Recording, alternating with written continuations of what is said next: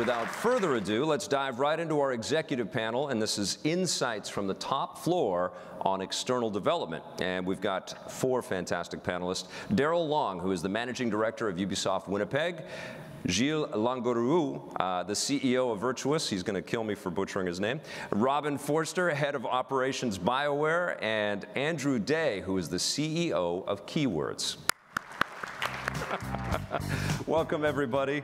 We have some fantastic questions today that have come in from far and wide, and also they've been vetted by the XDS committee that put all of this together. And I've got a question that's going to be for everybody, and we have some great questions here. So we've got a lot of information that's going to be coming from the stage. We're just going to jump right in. And this is for everybody, based on the overwhelming interest in XDS, the attendance here today, it's fair to say that external development continues to be critical to the success of building our titles. More and more work is being sent to service providers than ever before, and in new domains. For example, the XDS Insights report found with 47% of developers surveyed spent $6 to $10 million for external engagements last year, with 10% of those spending over $26 million. Based on the recent experiences from the developer and services side, are you seeing developers' growing reliance on external development, and how are you seeing this evolve, if so? Gilles? Well, yes, we are. And I think it's a very positive sign for our industry, because it's a sign of maturing. Mm-hmm. That's exactly what happens when industries mature. They tend to specialize to be better and more efficient at what they do. So seeing that trend continue year over year, I think is encouraging, and it's needed for industry if we are to continue making bigger games and games that run on much more demanding platforms. Right. Darryl, I'd like to hear from you. The games that we're making right now, they just keep getting bigger and bigger, right? And it doesn't make sense anymore to try and keep all that in-house. Teams get too big, it's too complicated. And in fact, the challenges that you face running a really, really big team, like Far Cry 5, such a huge team, trying to keep them all working, it's not that different challenge-wise than working with an external partner. Right. So facing those same challenges and trying to make it work, it makes sense to rely on the external partners and make the most of them. Robyn? Yeah, I mean, Bioware has kind of an interesting situation in that we actually have 2 different locations. We have Austin and Edmonton, so we have had to learn to work across those locations on a single title. I think that we've also taken our learning from working with external development into that relationship, which is interesting and not really so much the other way. So we're comfortable with working with externals not in our studio. I think it's definitely the way that things will go. I think it's going to be more and more and start to look different as time passes, and already some of our strategies we think about how to work with partners are starting to evolve beyond simply a resource for content or something like that. Mm-hmm. And Andrew? Yeah, I mean, I agree with everything. So I think, today's games are getting bigger and more complex. The different types of monetization models that are out there, the global nature of games, and this sort of relentless consumer that we've got that's just continuously consuming content is putting a lot of pressure on the industry to pump out good, engaging content. And trying to do that all yourself, as was the case sort of 10 years ago, is really not something that most people would contemplate these days. So I think outsourced development, external development, and doing so in a more sort of strategic, more partnering type of relationship is something that we're seeing developing very rapidly. And I think it's what we're here for. It's what companies like Virtuos and Keywords and many others in the audience have built themselves for. So long may it continue. Yeah, I used to visit Ubisoft Montreal, and they used to have about 6 games going on the floor at one time. Then it became 2 games, and then 1 game on 3 floors. And so you can really recognize that you need to diversify. You need to kind of reach out to the community. Now, this question is for Robyn and Darryl. As we discussed, more work is going out of house in order to support your large and complex titles. Would you say that there are areas of development that are overly difficult or perhaps impossible to share with an external partner? Furthermore, are you seeing disciplines or game areas going external today that you would have thought unfeasible only 2 or 3 years ago? Robyn? Yes. So a couple of years ago, Bioware did no outsourcing in the realm of software engineering at all. Now about 5% of our programming is outsourced, and I recognize that that does not seem like a big number, but it's 11 times what it was a year ago. So that's a very big jump for us. So I think that's one of those things that we did it because we needed to, not because it was necessarily a conscious choice. I think going forward now, that's a strategy for us. It's like we were able to do it on an emergent basis. How would that be if we did it with planning and foresight?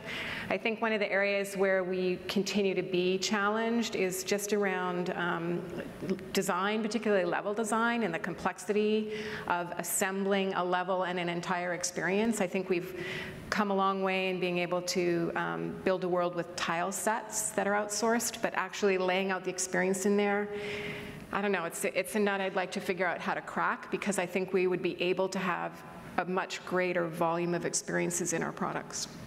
Darryl? Well, absolutely, I agree. We've become very good. We've matured to the point as an industry where we can co-develop assets and create them regularly, but we have yet to get across that barrier with open worlds.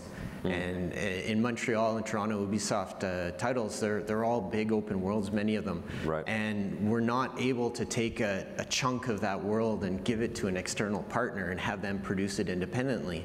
And really that comes down to, in my opinion, that comes down to technology. We don't have the technology to allow external partners to build that data. We don't have the ability to move that data back and forth. We're talking with these huge games. It's hundreds of gigabytes of data that need to pass back and forth every day. Right. How do you manage that without being on the same infrastructure as your co-dev partners? So right now there's a huge barrier between an internal partner and an external partner when it comes to building an open world. And actually that's what the Winnipeg studio is trying to do, is build that infrastructure so we can begin to externalize with new tools and technology how we build our open world games. And I'm sure Andrew and Gilles are trying to figure out that very thing right now as well. Well, it's going to be a collaborative effort. Yeah. To Darryl's point, the technology being the bottleneck, I think this is something that a more mature industry, like the movies industry, has tackled a long time ago, and they've established standards which allow all the different vendors, providers to the studios to collaborate together around the There's a language that everybody speaks. Granted, it's easier for them because their medium is not interactive, but I think we have to collaboratively together come up with similar standards so that we push back the limits of what can be done in a distributed way. Okay, well, I've got a question for the both of you. During last year's panel, we discussed top challenges that service providers have with their client partners, and that wasn't awkward at all.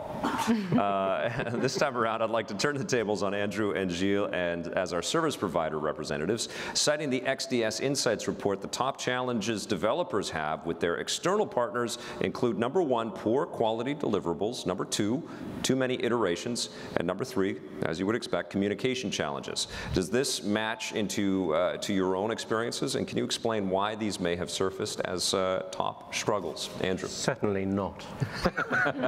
We don't have any of those. No, I think you know, as an industry as a whole, we're learning to work in a more collaborative fashion. I think distributed development is something we're all getting to grips with.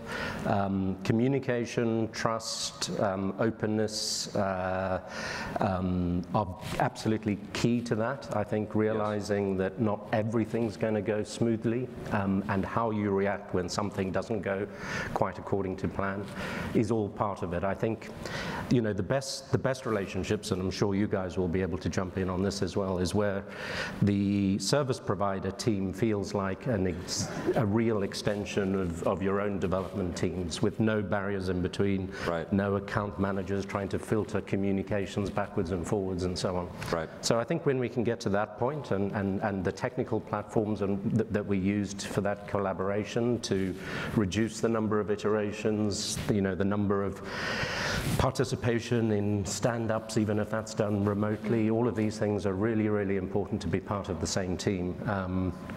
And together with some tools development that we're all busy working on, and tools that we're bringing in from outside the industry, I think they're helping the industry evolve into this more distributed, more partner-based model. Awesome. Gilles, anything to add?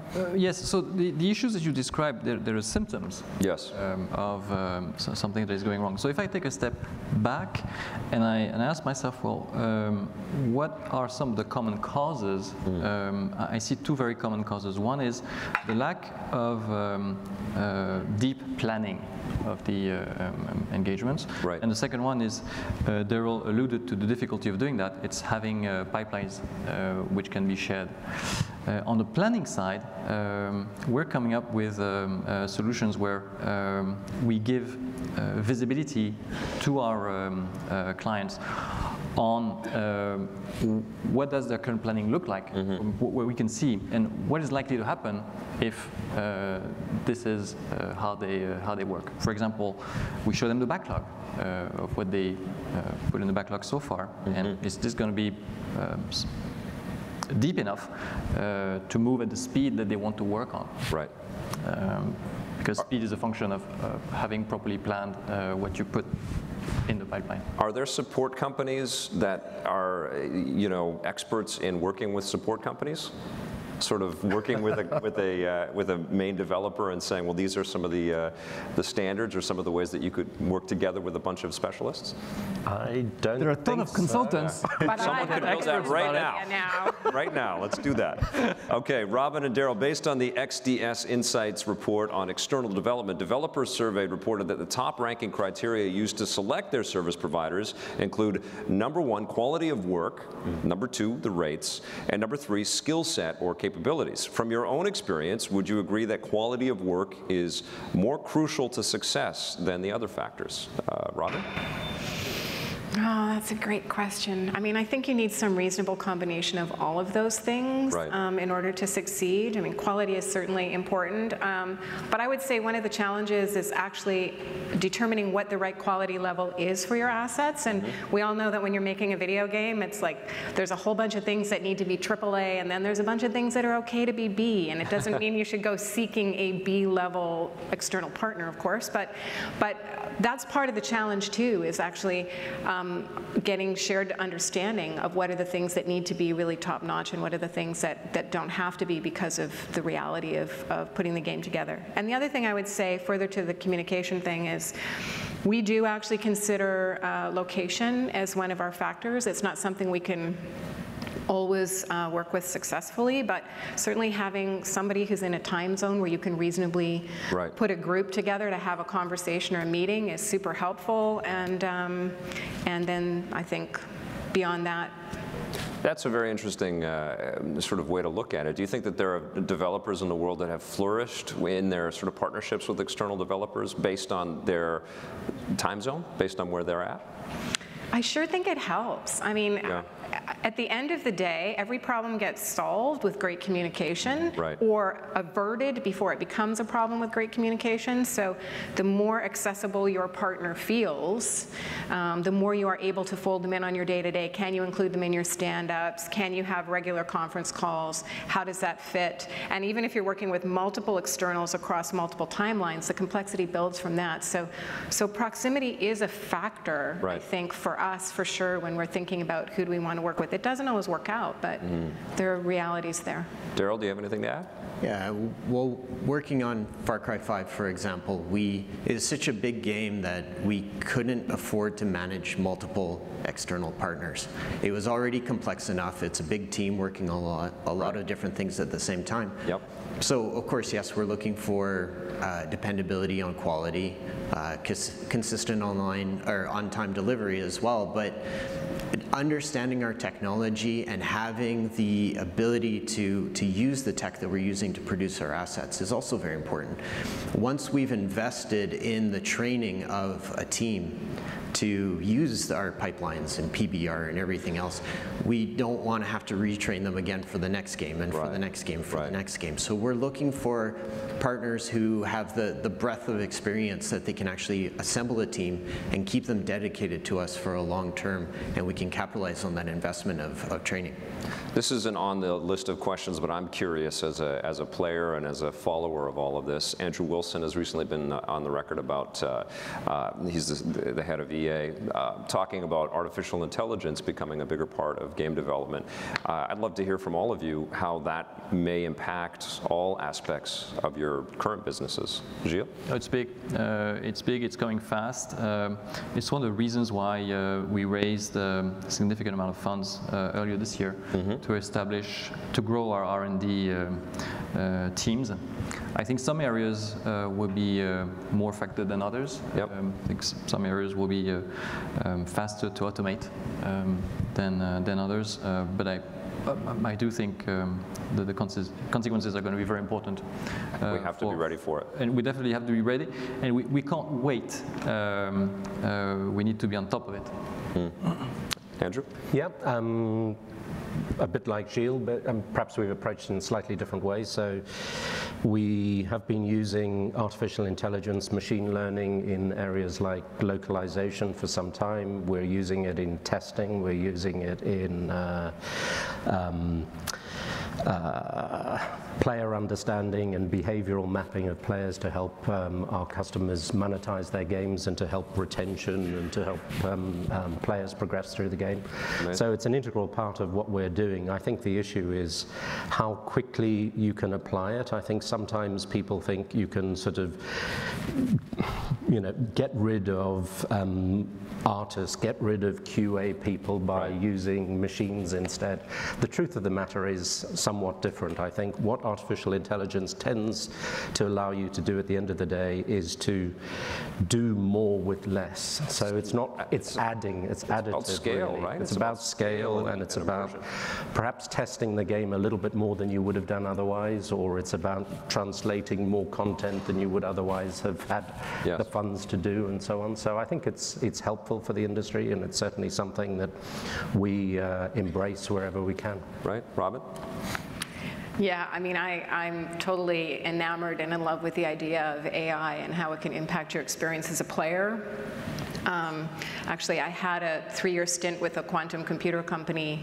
Cool. And what we did was a lot of AI and a lot of machine learning. And I mean, the applications are just huge. There are so many options. Like, imagine being able to play in a game where you have, where you may not even have to play with another human, but your AI plays like you want to play. So it learns from you how you play and then adapts itself to you. So it's no longer just, one through line on a mission. It's like your followers or helpers or other players can be responsive to you and your experience, and I love that idea. And just even to play a game that was like that, where it was like, this is really my experience, not Andrew's experience, it's my experience. Right. And that's super cool, I think. Yeah, I guess from the development side, you've worked with AI so much in the game making process that fear of robots making games for robots is not that prevalent. You understand that harnessing all of that power for good could be an incredible boon for the games industry. Totally. Do you agree with that, Darryl? Or?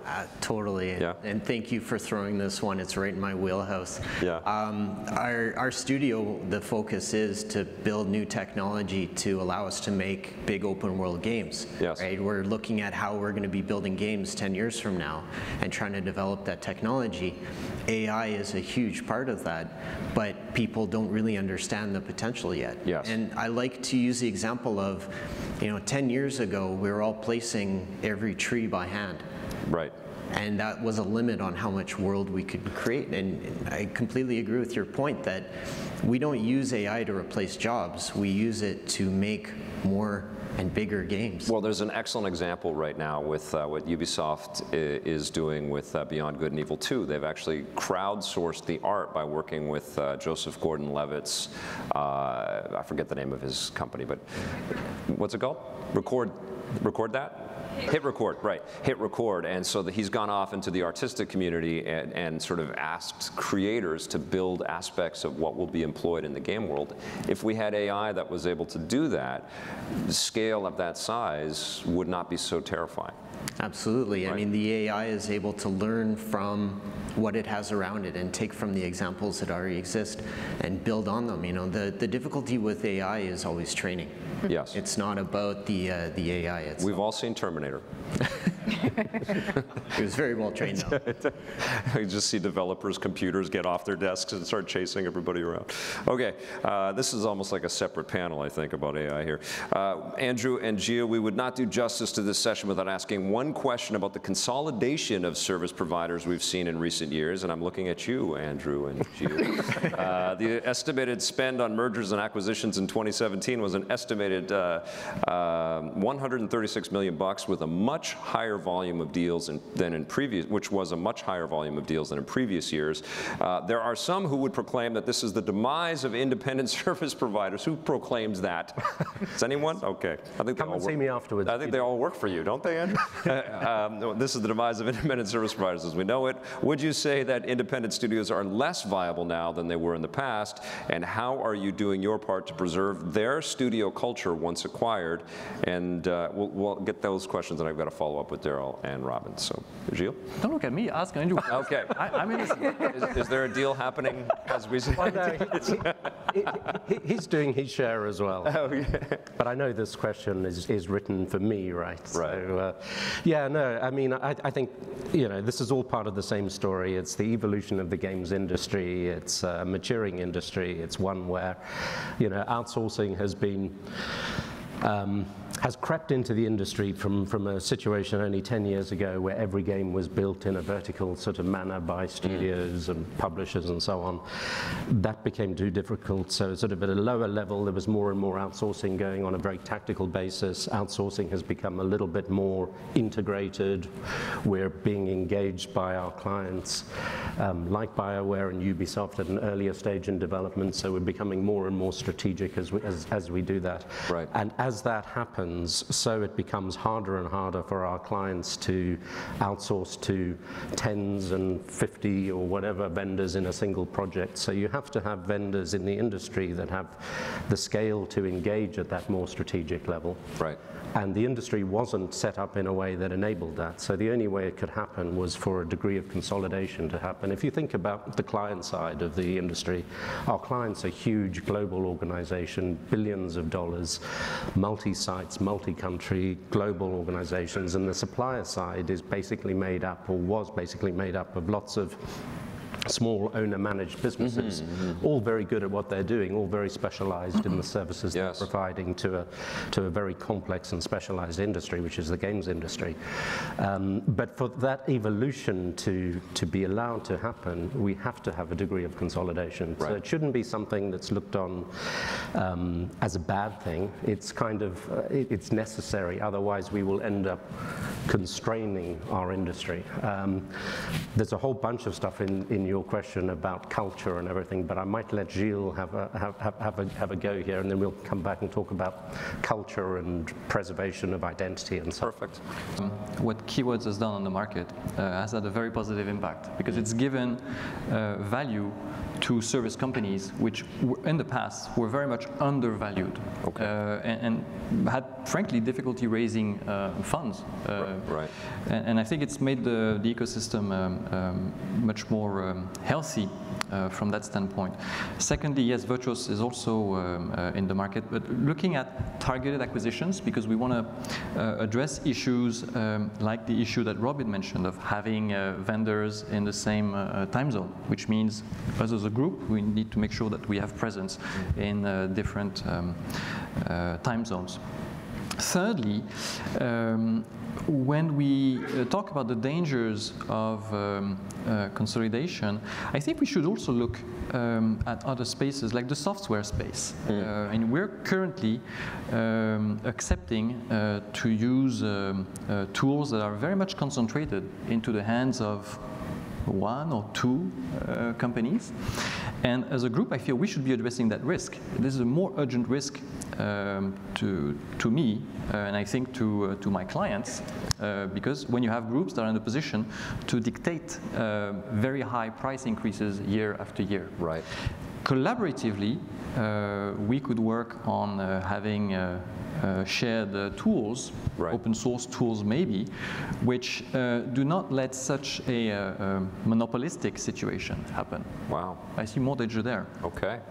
Wow. What brings an employee to companies like yours?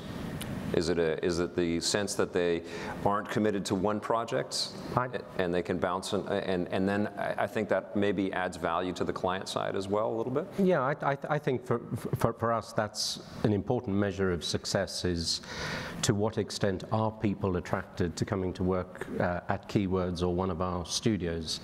And I think a lot of it is to do with that. You know, it's the fact that we get to work on, I don't know, 500 games a year. Wow. So there's a huge variety, not only variety of games, but many of the world's leading games. Right. So if you're an artist, you're not constrained to working on the same type of game year after year after year, and that can lead to a bit of fatigue, so you can mix it up a little bit. Likewise, if you're a tester, if you're an engineer, you get exposed to more challenges, more proprietary game engines, as well as the more standard game engines that are out there. So I think a degree of variety, but also, you know, the rewards that come from being part of a public company in the case of Keywords, so share options and things like that are an attraction, and being able to be recognized, you know, in terms of value in the industry somehow.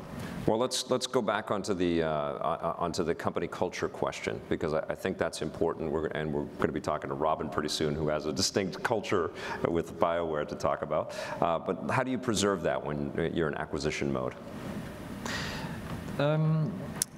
We haven't done many of them.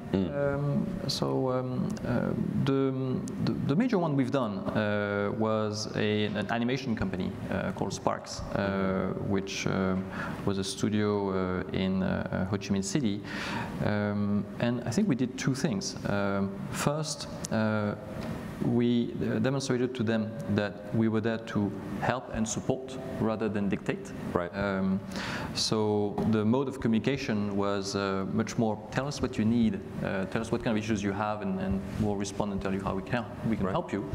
And secondly, we let them maintain the culture that they had from their past, the way that they were used to work, producing animation, working on certain kinds of high quality titles. So a couple of years down the road, what they have is a studio which has flourished thanks to the help, funding that we provided, but a studio that is still very unique in the Vietnamese landscape and also in the global scene, because it gets to work on many AAA games, as well as all the Star Wars movies and the Star Wars Rebels TV series. Fantastic.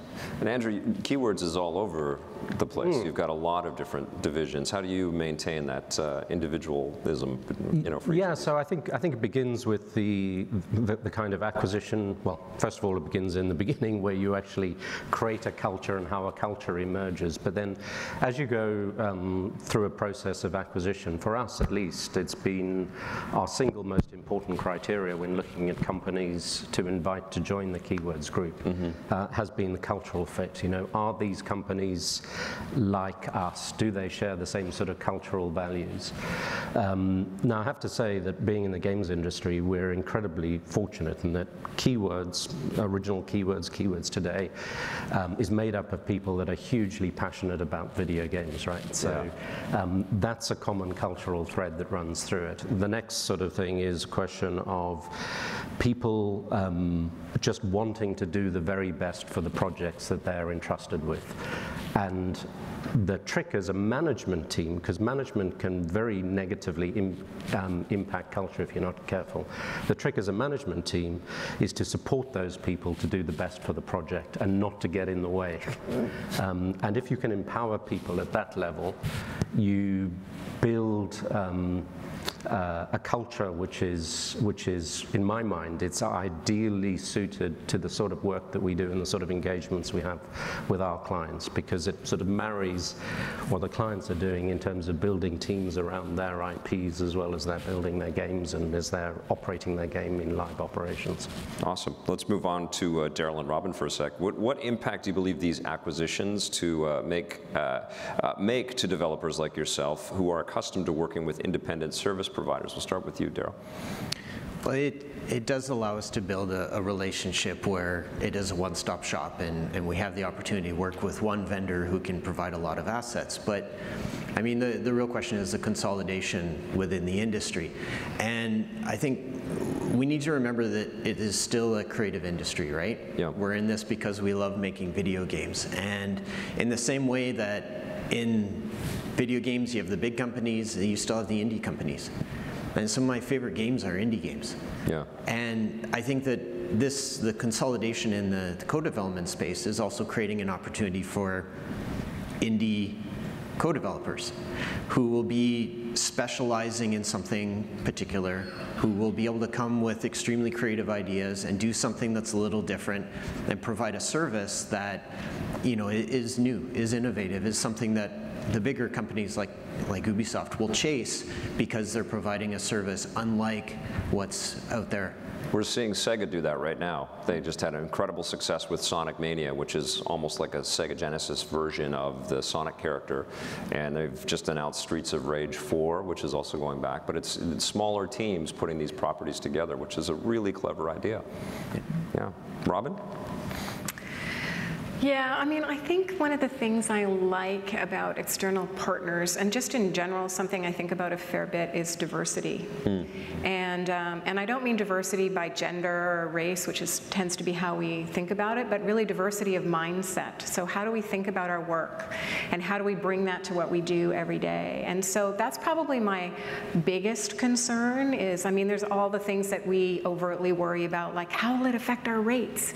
But at the end of the day, I really do want to have different ideas and different opinions, and I'm worried the most about it becoming sort of just a homogenous collection of So it's a big studio just getting another big studio. Yeah. Right. Yeah. And do you think it benefits that the people that are involved in a provider work on so many different projects and have so many different processes and learn from the entire industry? Does that benefit a company like Bioware? I think it can. Yeah. I think it can, yeah. Yeah, okay. All right, well, this is for everybody. Let's talk about the, as of this past E3, streaming and subscription-based services seem to be a leading topic of discussion among developers. It's clear at this point that subscriptions and streaming could have major influence on the demand for content. How do you envision this change this will change how games are delivered and make an impact to today's external development? Robyn, let's start with you. Yeah, it's going to change our world quite a bit. And we've started to spend some time thinking about that at Bioware, fairly purposefully. There's the huge content requirement, which is not to be underestimated. There's a whole bunch of work just on catalog. Like, think about how many of these game companies have these deep, rich catalogs of games that we can't access anymore because, frankly, who has these old consoles around? So even just the act of moving some of those things into the current day, I think there's a lot of work to be done there, and that would be hugely beneficial to both service providers and to game companies, and that's a big part of what will fill our subscription service, I think. Right. Andrew? Yeah, I mean, I just think we've seen how fast the industry's grown to whatever 130 odd billion. We've seen the explosion of content, but I think we ain't seen nothing yet. No. You know, No. When streaming starts, it's going to take us to a whole new level. Right. And how on earth are we going to keep up with that demand? You know, Yeah. I mean, certainly more reliance on external developers, whether it's porting content, whether it's maintaining content in live operation. more use of technologies and tools, but honestly, our world's going to get a whole lot more big and exciting from here on, I think. We have all of these distinctions and these categories, almost these little clubhouses. There's mobile, and there's Nintendo players, and there's Xbox players, and do you think in the world of streaming that all blends, and the policies and the way and the practices of developers really just, you won't be able to tell one from another? I mean, personally, I doubt it. I mean, I think there's always space for differentiation, right? I mean, and the experience you provide to somebody that's choosing to stream content onto a mobile device might be a different experience from the experience of what somebody's going to be streaming it onto a big 4K TV. Right. And I think, you know, challenges of making successful content, you still need to be able to differentiate it somehow. So I don't think that's going to go away. I don't think you're just going to get this convergence of everything into one sort of form factor. I don't think that's going to happen. Gilles, are you prepared at Virtuos for the streaming invasion? We're on board. I mean, we're believers. We think that 5G will enable the gaming's equivalent to Netflix or Spotify. And there's no reason for the gaming industry to not be affected by it. I also think it's going to be a bumpy ride. We've been through, as a company, we've been through 2 platform transitions already, and every time was bumpy. I think this one involves more fundamental technology changes. So in theory, it should be even more bumpy. What I mean by that is publishers going out of business because they totally miss a turn, or projects being delayed or cancelled because they were planning to be on a certain kind of platform. They're realizing that, whoa, no, it doesn't make sense anymore. We need to rework this for another 2 years. So what this means for vendors and for a company like Virtuos is you need to have some cash on the side, and you'd be prepared for accidents or bumps to happen. So proceed with caution, but definitely for the next 2 years. I don't think it's going to be I hope I'm wrong, but I don't think it's going to be a nice, smooth growth like we've had in the last 2 to 3 years. Yeah. Robyn, what do you think streaming is going to mean for you guys?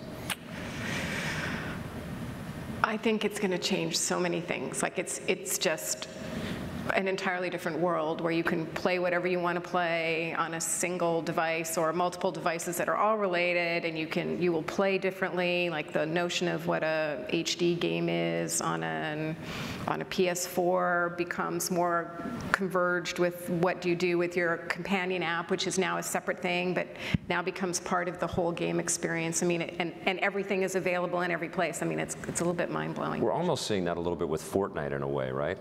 Where it is almost everywhere, and people are playing cross-platform except on PlayStation. It feels like it feels like we're taking steps to that, and also the recent Xbox All Access announcement is really kind of a price dropper, and it feels like Microsoft is really edging in that direction too. Are you excited for our streaming future, and why isn't Netflix just streaming video games? I think there's a difference in the medium. I think it's a mistake to think of video games as Netflix. I think we're looking at a race for providing content quickly enough, faster than our consumers can eat it.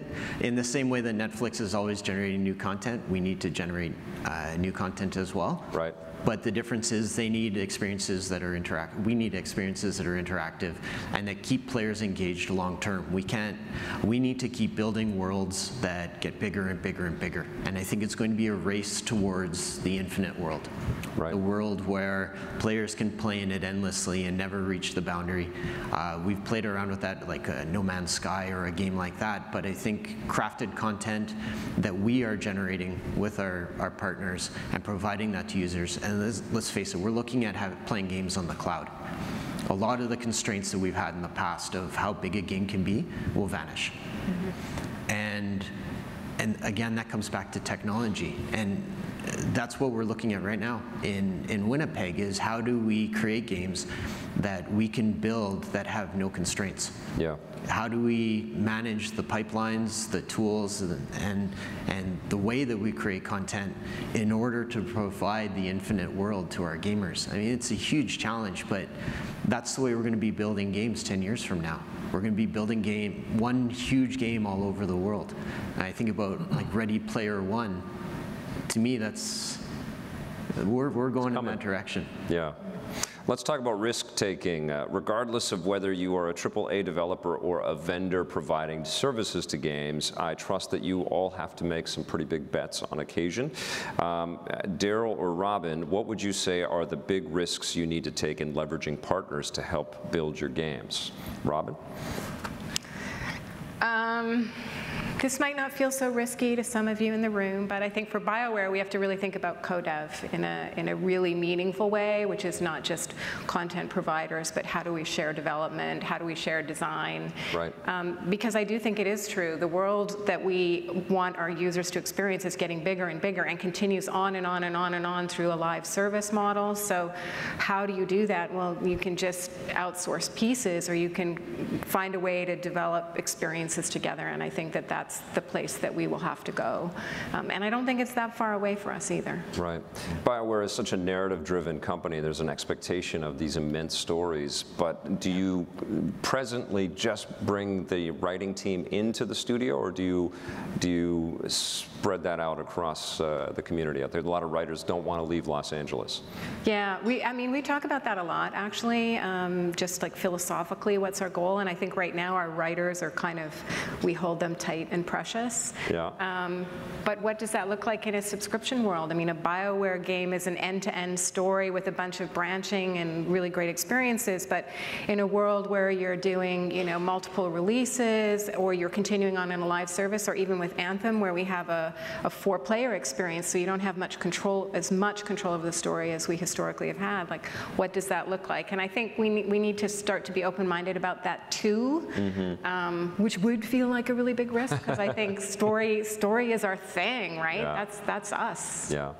Andrew, let's talk a little bit about some of the examples of big bets that you need to take in your business to stay relevant and at the top of your game. And we've already talked about the acquisitions a little bit, but what else do you have to do? Yeah, I think for us, I mean, to your point about staying relevant is important. I think we seek to make ourselves more relevant to our clients all the time. So you will have seen us, for instance, bring some new technologies to the table. We recently set up a Keywords Venture Fund, which is designed primarily to find technologies, solutions that are perhaps outside the games industry, right, and bring those into the games industry as some sort of extra value that we can provide to our clients. We also have invested in some very sort of niche services where I think there's an opportunity to allow our clients to share some common sort of world-leading expertise in fields like music management, whether it's licensing or having music being composed or managing live music events and so on and so forth. So I think the sort of bets that we're placing, I guess, are going a little bit outside of what you might traditionally think of as co-development services for the video games industry. Sure. And trying to bring those into the industry. Awesome.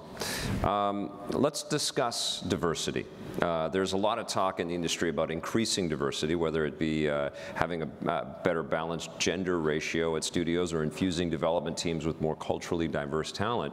What are your teams specifically doing to embrace diversity as a business leader? What are your expectations for the impact in having more diverse talent? We'll start with you, Gilles. So, as a foreign company started out in China, the cultural diversity or the racial diversity is there by definition. Yeah. Something we have worked on more is ensuring that the workplace that we have is considered a great workplace for women. Yep. Actually, our largest studio was started and managed for a long time by a woman.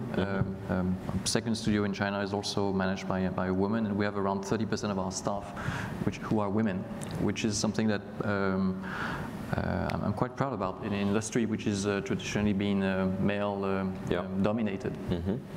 Darryl, what about at Ubisoft Winnipeg? Well, the idea of diversity and gender balance is extremely important. I think it's key to our long-term success. Ubisoft is an already multinational company with studios all over the world. Yes. But I think that's where a lot of our creativity comes from right now. Creativity is when you get people who don't necessarily share the same viewpoint, and they get together and they come up with a novel solution that blows your mind. And I think there's so much work that we can do to improve that. I mean, we're engaging young women and girls as early as possible and get them into technology and digital media career paths really, really young, so that they know that they have that opportunity, so that they're encouraged to get into it. I don't think that there's too much that we can do. I think that there's something we need to work at every single day to make this happen. And in the end, I honestly believe that the diversity and gender balance will make us better video game creators. Right. Robyn, Bioware has a fantastic history of diversity in its games. What about in the studio, and what's the culture like in the studio? I think it's something we spend a lot of time thinking about. We've been pretty proactive in many fronts, in engaging more with women in particular earlier, so even going back to high school, because that's where people start to make decisions about where their lives are going to go. And so if you start opening women's eyes to the notion that video games can be a meaningful career for you when they're 15, that's way more successful than hitting them when they've got their graduate degree in something or other. Right. So we look at that. We look at job descriptions. We look at our interview panels to make sure that the representation there is very diverse. Language is a really important thing. And we also look at our games themselves just to make sure that we are really being true to our goal to represent diversity in the products that we make. I mean, a lot of women play games. It's not a niche thing anymore where few women do it. And so how can we engage women with the experiences we provide as games in a more meaningful way? So I think we think about it at every single level of the organization all the time. Right. Which and is great. Keywords is so big, Andrew. How do you sort of manifest this kind of openness? Yeah, it is large. We have over 5,000 people on the payroll, but they're spread around 43, I think it is, studios at the moment. Quite a lot of those studios are actually run by women. And in each studio, obviously, the mix does vary a little bit between women and men, depending on the activity they're engaged in. So we're fortunate that we have quite a lot of activity in the language-based business, and that seems to attract a bit more of an even balance between men and women. Right. In art as well, we find quite a decent penetration of women compared to men. And in some areas, for instance, like functional testing, it's perhaps a little bit more male-oriented. But even then, I'm surprised, year on year, we're attracting more and more females into the business. And one of the nice things about those sort of jobs is that they're very much sort of entry-level jobs into the industry as a whole, and people go on from keywords testing, for instance, into many careers in our client organizations and so on. So I think as an industry, we still have a lot to do to make jobs in the industry more appealing to women. And maybe it's just talking about it more, because I look at the jobs and I think they're really great jobs. If I had a job like that when I was that age, it would have been great. So yeah, we've got more work to do, but we do monitor it, and report in my desk only last week on not only gender balance, but also pay equality. Right. And I'm pleased to say, touchwood, we're doing pretty well on all of that. So. That's great.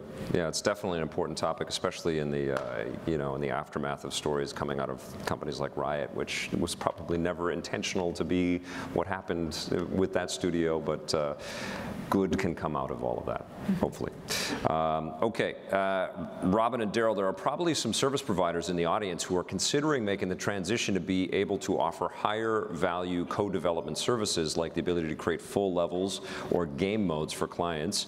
In your opinion, what does it take for a service provider to go from traditional partner with a limited ownership to performing complex co-development with greater ownership? And what growing pains can you share with this group, Robyn? Yikes. So it's not a problem that we can solve on our own.